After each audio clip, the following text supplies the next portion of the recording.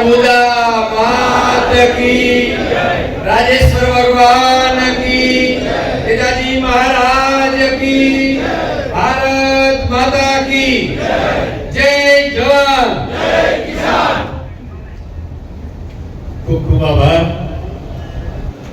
આજે વઢિયારી અને જતોડા સમાજના સૌ આગેવાનો, યુવાન મિત્રો અને અલગ અલગ પરગણામાંથી પધારેલા સૌ આગેવાનો, યુવાન મિત્રોને આ બેઠેલી સૌ નાથગંગાને તે મસ્તક કરીને હું સૌને પ્રણામ કરું છું, વંદન કરું છું। આજે સમાજને આ ચિંતન કરવાની, મહાપંચાયત કરવાની કેમ ફરજ પડી રહી છે એ આજે બધાએ ખૂબ સમજવું જરૂરી છે। આજે આ મહાપંચાયતની અંદર આપણા સૌના વંદનીય પૂજનીય જ્યારે ગોપાલપુરી મહારાજ અને સંતો બેઠા હોય તો એમના ચરણોમાં હું પણ વંદન કરું છું। પણ મિત્રો આજે ચિંતાનો વિષય, ચિંતન કરવાનો સમય હવે આવી ગયો હોય એવું લાગી રહ્યું છે। કારણ ઘટના તો આખા ગુજરાતે જોઈ અને ચૌધરી સમાજના એક એક વ્યક્તિએ જોઈ છે। અને આ ઘટના જે હમણાં અહીંયા અજમલ કાકાના મુખેથી આપણે સૌએ સાંભળી છે અને અજમલ કાકા આજે સમાજ પાસે ન્યાયની માંગણી કરી રહ્યા છે, ત્યારે આપણી સૌની ફરજ બને છે કે અજમલ કાકા ઉપર જે અપહરણની ઘટના ઘટી, જે પ્રકારે એમના સાથે કૃત્ય આચરવામાં આવ્યું છે એ કૃત્ય અજમલ કાકા ઉપરનું નથી, સમગ્ર ચૌધરી સમાજ ઉપરનું। અને જ્યારે આજે 20 દિવસ થઈ ગયા છતાં જો સમાજને ન્યાય ન મળતો હોય તો પછી આ મહાપંચાયત કરવી જોઈએ કે ન કરવી જોઈએ? ન્યાય જોઈએ છે ને? આજે આ તબક્કે જ્યાં જ્યાં સમાજના સૌ આગેવાનોએ જે મદદ કરી છે, આ સમાજ વતી હું એમનો પણ ખૂબ ખૂબ આભાર વ્યક્ત કરું છું અને આશા પણ રાખું છું કે આ લડાઈમાં સૌ સાથે મળીને કભે કભો મિલાવીને જે આ પાઘડીનું અપમાન થયું છે એ સન્માન સાથે આ પાઘડીનું સન્માન પાછું મળે એના માટે સૌને હું વિનંતી કરું છું। અને હું સરકારને ચેતવણી આપવા માંગુ છું, સરકારને હું ચેતવણી આપવા માંગુ છું કે રાજકીય આખા બનવાનું બંધ કરી દો।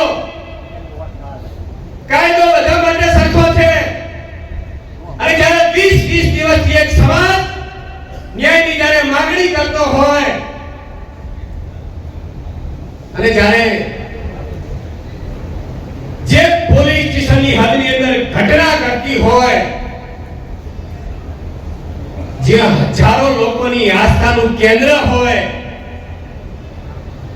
જે હજારો લાખો લોકો ત્યાં આવતા હોય અને એવી જગ્યા ઉપર કોઈ અપહરણ કરાવે અને ઈ અપહરણ કરાવીને ઈ જગ્યામાં એટલે કે ઈ મઠની અંદર, દેવદરબાર મઠની અંદર મારઝૂડ કરે। આપણે બધાય વિડિયો જોયા છે ને? આ વિડિયો કોઈ આપણે નથી બનાવેલા, આ વિડિયો ખુદ જે લોકો અપહરણ કરાવ્યું છે, જેમને માર માર્યો છે, એ લોકોએ વાયરલ કરેલા વિડિયો છે। આજે હું આ તબક્કે ઓગણનાથજી ભગવાનને પણ આભાર માનું છું કે આટલો પુરાવો આપણને મળ્યો ન કે અજમલ કાકાની કોઈ વાત ના સાંભળો। અને વિડિયો પૂરા ગુજરાતે 18 આલમે જોયો છે અને આ તબક્કે 18 આલમનો પણ હું આભાર ચૌધરી સમાજ વતી હું વ્યક્ત કરું છું.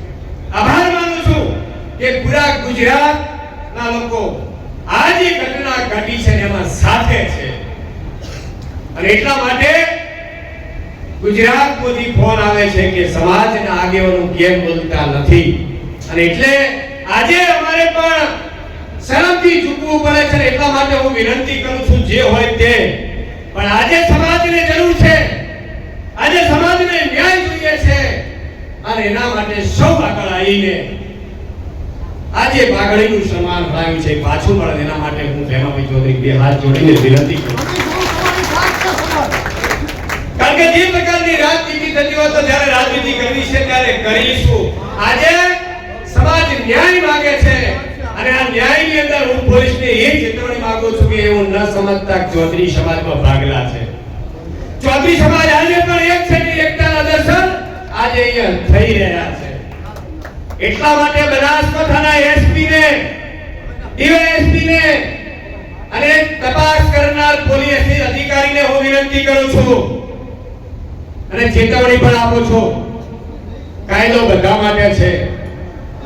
આજે જે ઘટના ઘટી છે દુઃખદાયક ઘટના છે.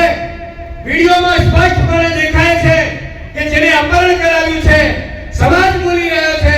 ખુદ ફરિયાદીએ જે લિખિત ફરિયાદ આપી છે અને તમે બધાએ એ ફરિયાદની વિસંગતતા ઊભી કરો એને ચૌધરી સમાજ કોઈ સંજોગોમાં ચલવી નહીં લે. મૂળ લિખિત જે ફરિયાદ છે એ અમારી ફરિયાદ છે જે આજે સમાજ સામે પણ અમારા ફરિયાદી અજમલ કાકાએ અહીંયા રજૂ કરી છે. એ જ અમારી મૂળ ફરિયાદ છે અને એ ફરિયાદ માટે આજે આ મહાપંચાયત કરવા માટે અહીંયા અમારે ભેગું થવું પડ્યું છે. પણ આટલાથી અટકીશું નહીં અને હજી અમે એસપી સાહેબને બનાસકાંઠાના ડીવાયએસપી ને વિનંતી કરીએ છીએ કે તમારા તાબાની હેઠળ આવે છે. કાયદામાં રહીને કાયદો બધાને લાગુ પડે. બે કાયદા ગુજરાતમાં ન હોઈ શકે અને એટલા માટે મેં અગાઉ પણ એક ઉદાહરણ આપ્યું હતું કે કોઈ ગ્લાસ ફેંકે, પોલીસ ખુદ ફરિયાદી બને, 6 મહિના જેલમાં રાખે, 7 વર્ષ સુધીની સજા થાય તો અહીંયા તો ખુદ કૃત્ય આખું ગુજરાતે જોયું છે અને હજી પોલીસ કોની રાહ જોઈ રહી છે? પોલીસ કોના દબાવમાં કામ કરી રહી છે? કોના ઈશારે કામ કરી રહી છે કે જે મુખ્ય આરોપી છે એની અટકાયત નથી થતી, એનો એફઆઈઆર ની અંદર નામ નથી આવતું? એવી પોલીસને કઈ મજબૂરી છે અથવા આ દેવ દરબાર મઠ સાથે શું કનેક્શન છે? એસપી ખુલ્લું મૂકીને જવાબ આપે. કારણ કે 10 ની અમે ચેતવણીઓ આપી, અરજ કરી, વિનંતી કરી અને આ ચૌધરી સમાજે, મારા ચૌધરી સમાજના યુવાન ભાઈઓએ જે શાંતિ રાખી છે એટલે એને એવો મતલબ ન સમજતા. હજી પણ સંયમ રાખવાની અમારી તૈયારીઓ છે. ડોક્ટર બાબા સાહેબ આંબેડકરજીએ બંધારણ આપ્યું છે, કાયદો અને વ્યવસ્થા આપી છે. ગુજરાતની પવિત્ર ભૂમિના ગાંધીજી મહારાજે, ગાંધીજી બાપુએ આપણને રસ્તો બતાવ્યો છે. ચૌધરી સમાજ આ રસ્તે ચાલીને પણ ન્યાય મેળવીને રહીશું અને એટલા માટે હું કહું છું કે સાહેબ હજી વહેલું છે. તમે 4 લોકોને પાસા કરી દો. હજી 3 ને કર્યા છે, એક તો જેલમાં છે ને એમના બધા ઉપર 16 ગુનાઓ છે. તમે એને પકડીને કોર્ટમાં હાજર કરો, નાટક કરો, કોર્ટ છોડી મૂકે. અમારા સમાજના આગેવાનો જ્યારે રજૂઆત કરે અરે તમે એમને પાછા ફરી એરેસ્ટ કરીને પાછામાં મોકલો. આનાથી શરમજનક પોલીસ માટે કોઈ ઘટના નથી. બીજી ઘટના આજે મારે કેવી છે કે જ્યારે પોલીસને એમના દીકરાએ ફોન કર્યો, 112 ની વાન ત્યાં જાય છે અને ત્યાં પોલીસ વાળા 2 જણા વિડિયો ઉતારીને કબૂલાત કરાવે છે કે તમે તમારી જાતે આયા હતા. આજે માર પડતો હોય ને એકલો વ્યક્તિ હોય તો જે કે ને એ કરવા તૈયાર થઈ જાય. અને પોલીસને અધિકાર કોણે આપ્યો છે વિડિયો બનાવવાના કે તમે એનો વિડિયો ઉતારીને કબૂલાત કરો છો? તમે ખુદ એમને પોલીસ સ્ટેશને લઈ જાઓ છો અને ફરિયાદ નથી નોંધતા. અમારા આગેવાનો 5-5 દિવસ તમારા ખરાબ પોલીસ સ્ટેશનની પાછળ, પીઆઈ ની પાછળ ફરતા હોય અને ફરિયાદ ન લેવાતી હોય, ડીવાયએસપી એસપી ને રજૂઆત કરવી પડતી હોય, રેન્જ આઈજી ને, ગૃહમંત્રી ને, ડીજી ને રજૂઆત કરવી પડતી હોય ત્યારે 5 દિવસ હજી પણ વિષમતા વાળી ફરિયાદ લો તો કોઈ સંજોગોમાં પીઆઈ ને પણ છોડવામાં નહીં આવે. જ્યાં લડવું પડશે ત્યાં લડીશું. હાઈકોર્ટ જવું પડે તો હાઈકોર્ટ, સુપ્રીમ કોર્ટ જવું પડે તો સુપ્રીમ કોર્ટ પણ જઈશું. જે કોઈ છાવરનાર હશે, જેઓનો કોઈ ગુનેગાર હશે, એને છોડવામાં તો નહીં આવે. એટલા માટે નાથ ગંગાને હું વિનંતી કરું છું કે જેવી રીતે આપણે સંયમ રાખ્યો છે, જે પ્રકારે આપણે લડવા માટે નીકળ્યા છીએ, અને મને ઘણા બધાના ફોન આજે આવ્યા છે, આજે તમને કહેવું છે કે આપણી લડાઈમાં ગુજરાતનો ચૌધરી સમાજ નહીં, ગુજરાતની 18 આલમ સાથે છે, અને ભારતભરના ચૌધરી સમાજના આપણા આગેવાનોના પણ ફોન આવ્યા છે કે તમે બોલાવો, અમે તૈયાર છીએ. અને આજે એટલે હું સરકારને ચેતવણી આપું છું કે હજી પણ સમય છે.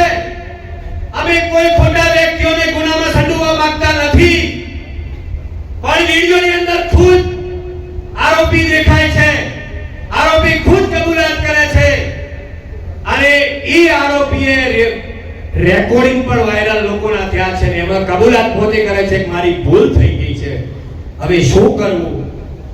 અને ખુદ જો આરોપી કબૂલાત કરતો હોય તો પોલીસને કઈ મજબૂરી છે કે આવા લુખ્ખા તત્વોને છાવરી રહી છે.